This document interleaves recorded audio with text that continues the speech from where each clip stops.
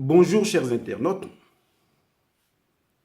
Aujourd'hui, je voudrais donner mon point de vue de citoyen ivoirien sur la nécessité de l'enrôlement.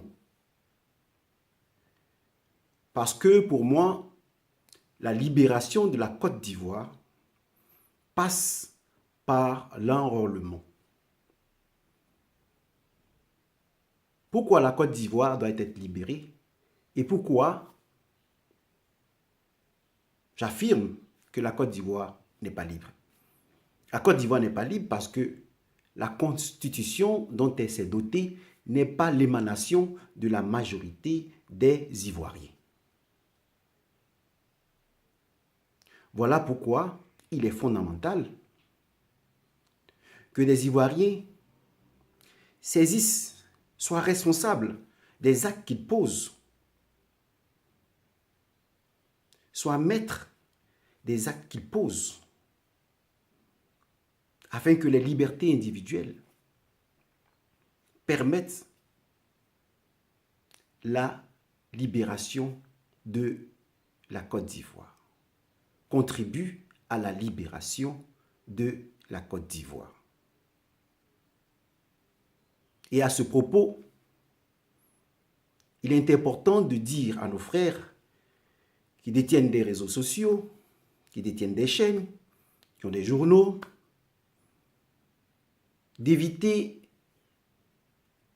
de censurer les personnes qui veulent contribuer librement à la manifestation de la vérité. Parce que nous ne sommes libres que si nous avons posé un choix en ayant à l'esprit une présentation claire des arguments auxquels nous tenons à adhérer. est Ce que dit Descartes, l'homme est doté d'un libre arbitre, donc l'homme est créé libre. Mais la liberté ne se limite pas à cette affirmation. La liberté se manifeste à travers les choix que nous opérons. En étant maître de nos propres décisions, en ayant clairement en tête les tenants et les aboutissants du choix que nous opérons. Si nous opérons un choix à partir d'arguments faux, alors nous ne sommes pas libres. Parce que la liberté est liée à la vérité,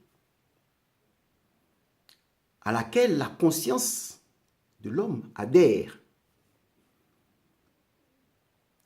Si on vous dit que l'enrôlement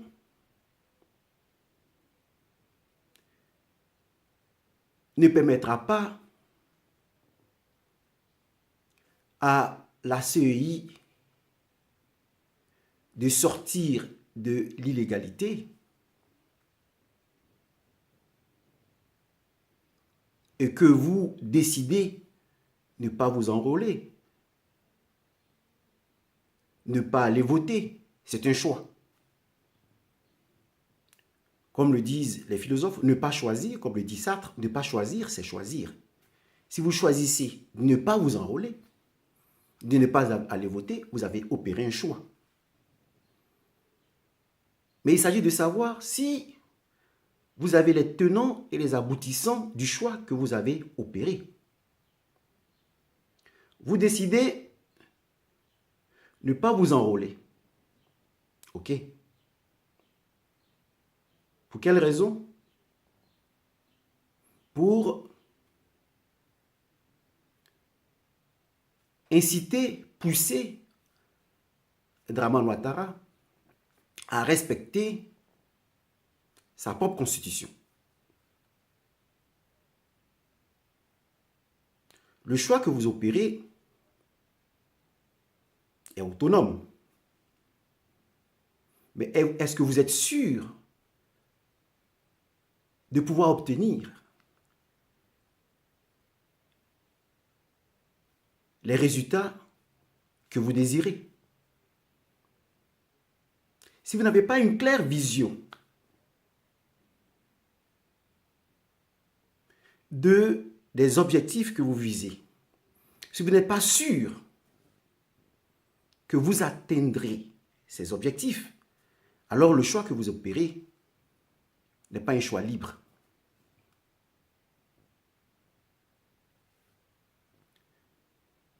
Bien avant nous, Gbagbo, le président Laurent Gbagbo, a opéré un choix en substituant Begré Mambé par celui que nous connaissons actuellement. Ce choix n'a pas suffi à changer les règles au sein de la CEI. Ça fait partie désormais de notre inconscient. Que nous refoulons aujourd'hui parce que nous avons peur que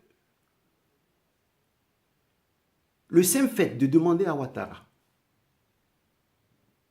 de changer le président actuel de la CEI l'amène par exemple à faire de même, à changer celui qui est là par une autre personne et donner l'impression au monde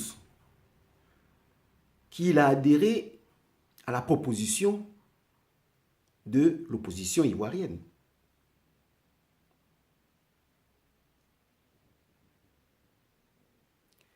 Si Dramane Ouattara ne change pas le président de la CEI, de quoi disposons-nous pour l'obliger à le faire? Comptons-nous sur l'Union européenne? Comptons-nous sur la CEDEAO qui, verbalement, condamne le comportement de Ouattara, mais dans les actes, n'agissent pas. Et pourtant, dans les actes, ils poussèrent Gbagbo Laurent vers la sortie.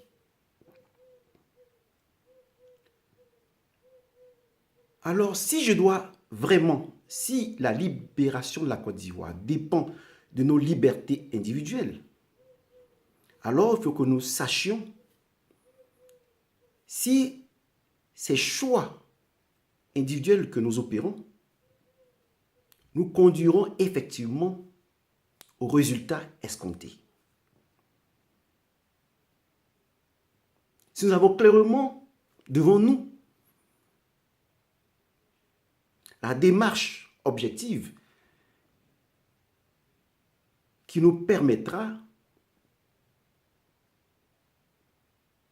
d'obliger Ouattara à changer les règles de la CEI, les règles de la CEI, et ne pas se contenter de mettre seulement de la peinture en changeant le nom du président qui est là, alors nous pouvons adhérer au boycott massif de l'enrôlement. Or, dans les faits, nous ne disposons de rien. Et si nous adhérons à quelque chose que nous ne comprenons pas, quelque chose qui n'est pas clair, alors nous ne sommes pas des êtres libres. Il s'agit donc de cette liberté dont parlent les philosophes, dont parle Descartes, qui nous dit nous sommes libres si nous avons clairement, de manière évidente, les arguments devant nous, les arguments auxquels nous adhérons. Et nous sommes sûrs d'atteindre nos objectifs devant la vérité quand elle est évidente alors l'homme peut se dire libre. Nous allons passer à la seconde étape de la notion de la liberté pour nous faire comprendre que cette définition ne suffit pas à nous dire libre. Donc, ne suffit pas à conduire, à permettre la libération de la Côte d'Ivoire. Pourquoi? Parce que nous avons une autre partie de l'opposition qui nous dit de nous enrôler. Et donc, qui nous rejoint automatiquement.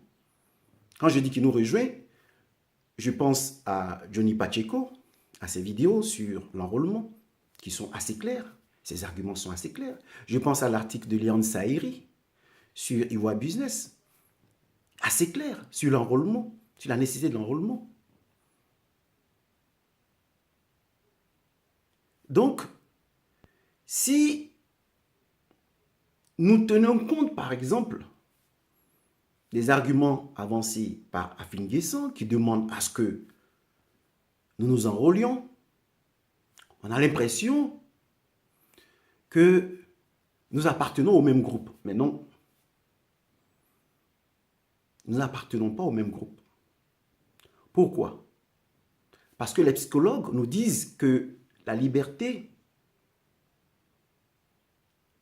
n'est pas seulement liée au choix que nous posons, n'est pas seulement liée à notre conscience des réalités, à notre conscience, à nos pensées. Pourquoi? Parce que un homme libre était d'abord un homme autonome. Celui qui se pose une loi et qui, au moyen de la raison, s'attache à cette loi pour la faire triompher. Sans autonomie, un homme n'est pas libre. Mais ils reprennent ce que l'apôtre Paul dit. Je sais ce qui est bien, malheureusement, je suis amené à faire ce qui est mal. Alors les psychologues vous disent, vous savez ce qui est bien. Malheureusement, l'inconscient, les désirs, le monde extérieur peut influencer votre choix.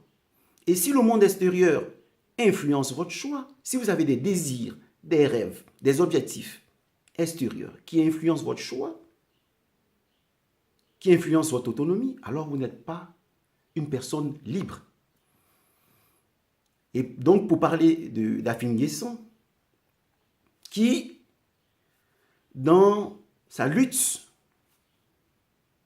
pour la libération de la Côte d'Ivoire, a eu à collaborer avec Dramane Ouattara.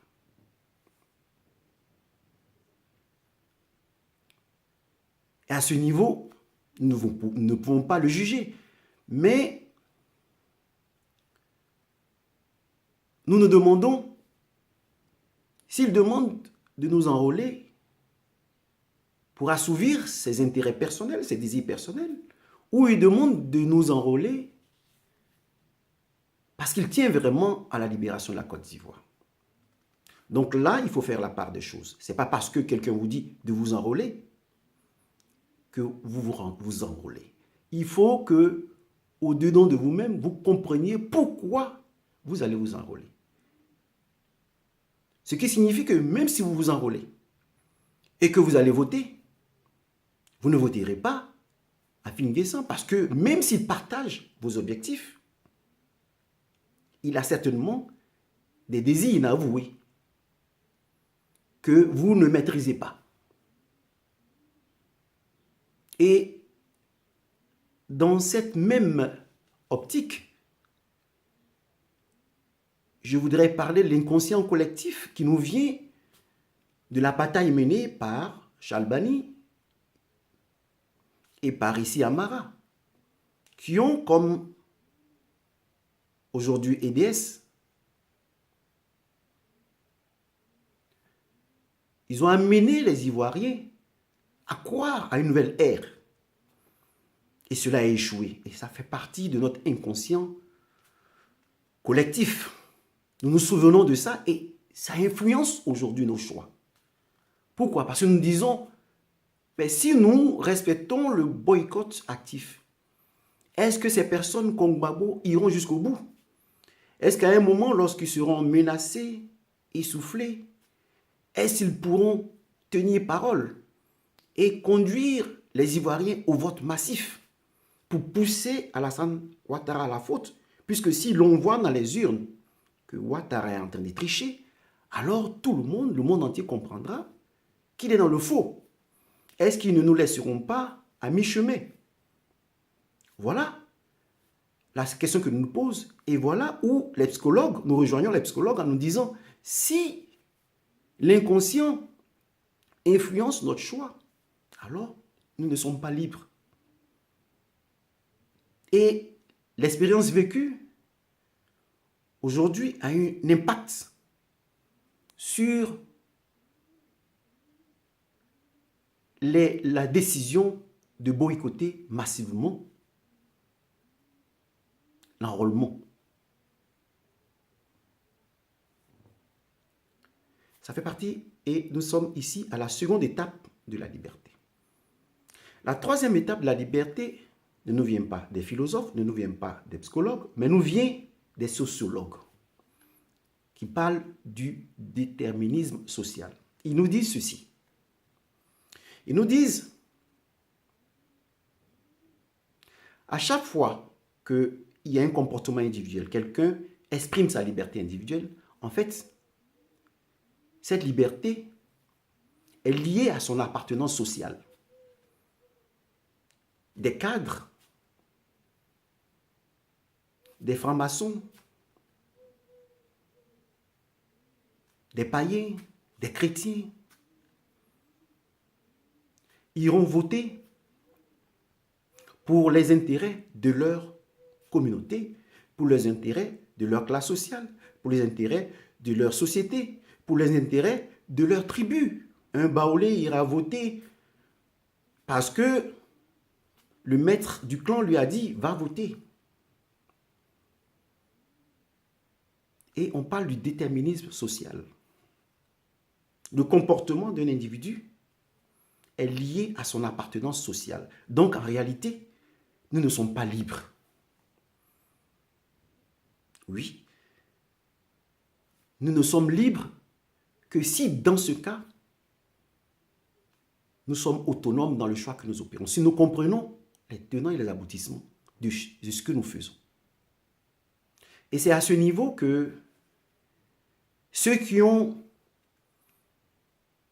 dominé l'Afrique jusqu'à ce jour, ceux qui ont les spécialistes de la division et de l'esclavage des Africains, qui est passé d'une observation tangible de l'esclavage à une observation, disons, virtuelle de l'esclavage, parce que nous sommes toujours esclaves en pensée.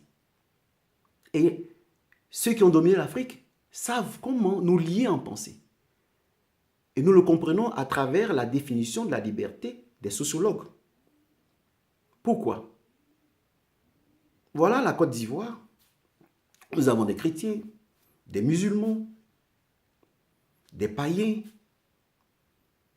Arrivent des armées étrangères qui mettent au pouvoir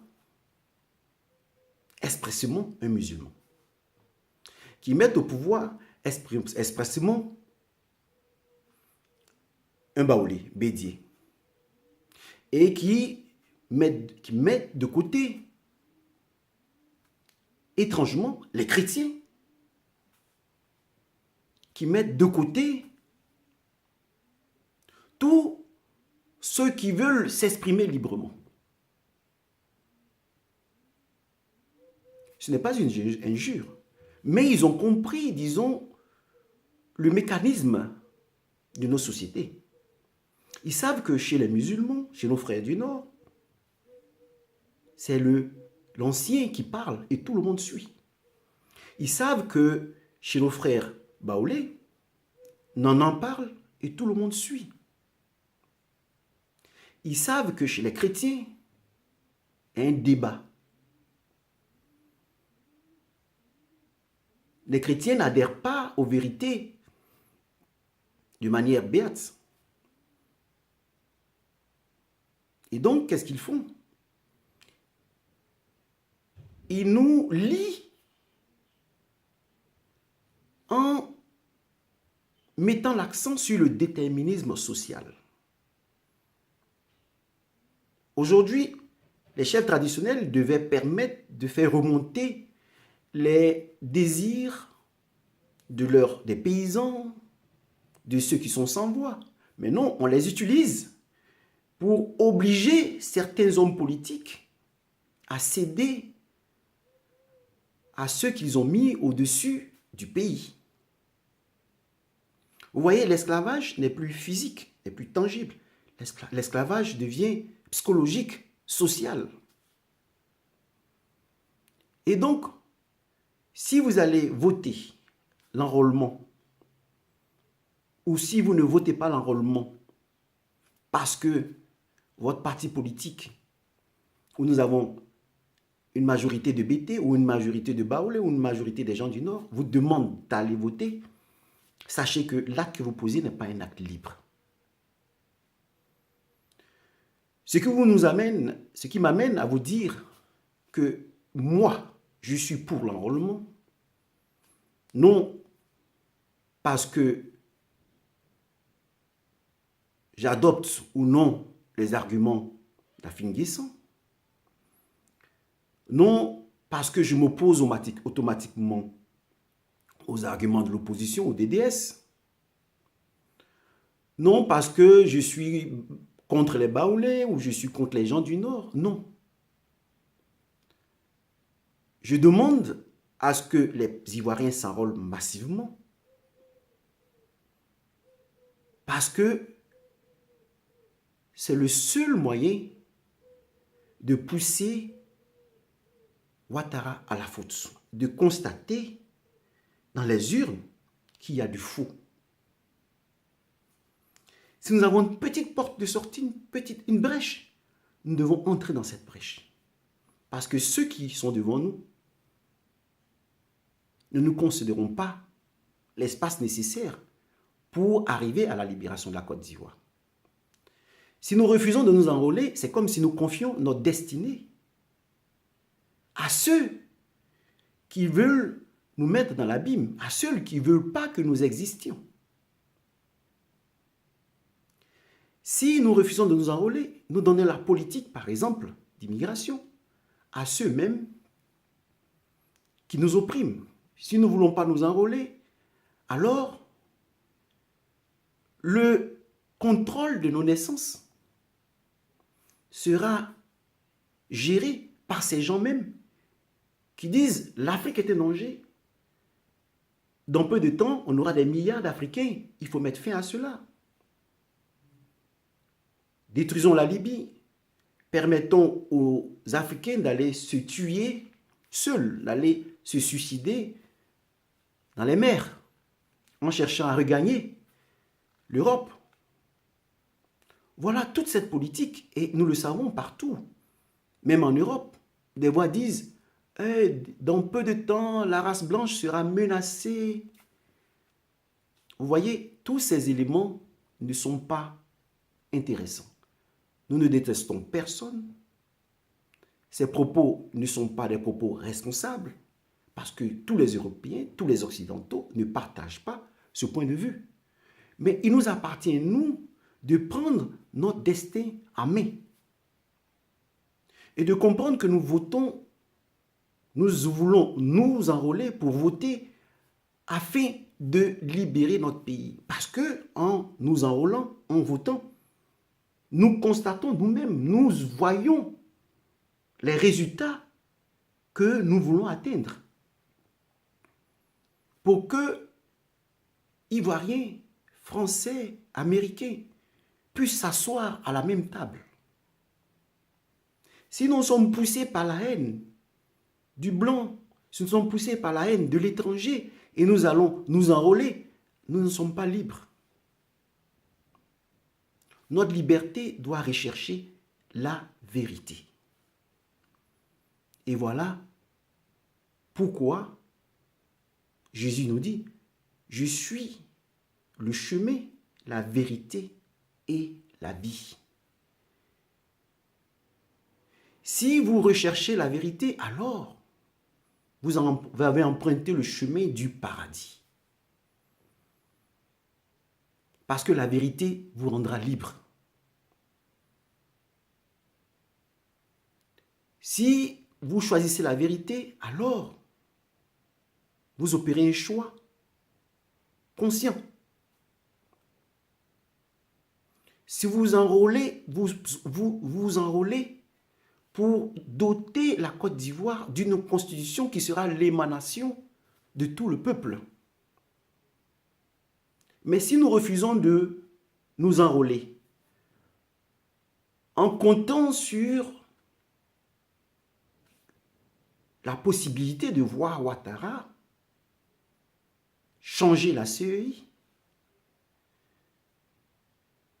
alors nous confions notre destin à Ouattara, qui ne veut pas de la réconciliation en Côte d'Ivoire. Alors que le pardon, comme il a été dit dans les vidéos précédentes, ne conduit pas forcément à la réconciliation. Nous ne haïssons pas Ouattara. Nous haïssons un système qui nous maintient dans l'esclavage. Non plus dans l'esclavage physique, mais dans l'esclavage moral et psychologique, qui conduit automatiquement à l'esclavage physique.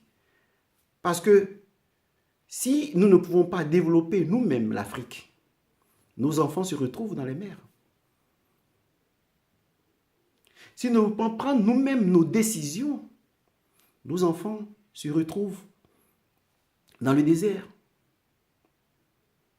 Voilà pourquoi il est opportun que nous comprenions le moment n'est plus à décider de pousser quelqu'un vers la porte. Non, le moment est venu pour nous d'assumer nos propres choix et de contrôler nos propres objectifs. C'est à ce niveau que je rejoins Johnny Pacheco et Léon Sahiri. Il faut que nous soyons à même de contrôler nous-mêmes les actes que nous posons. Si nous ne sommes pas à même de le faire, alors nous ne serons jamais libres. Il est vrai de dire que la CEI est dans l'illégalité, mais ce n'est pas nouveau. L'accession de Ouattara au pouvoir s'est faite dans l'illégalité, dans l'irrespect de notre constitution, dans l'irrespect de notre cour constitutionnelle. Alors, qu'est-ce qui nous étonne? L'injustice, l'illégalité sont choses courantes en Côte d'Ivoire. Mais il faut que maintenant nous prenions notre destin en main, que nous allions nous enrôler, que nous allions voter, et pour que nous constations de nous-mêmes et que nous le prouvions au monde que Ouattara est venu au pouvoir sans le consentement de la majorité des Ivoiriens. Merci.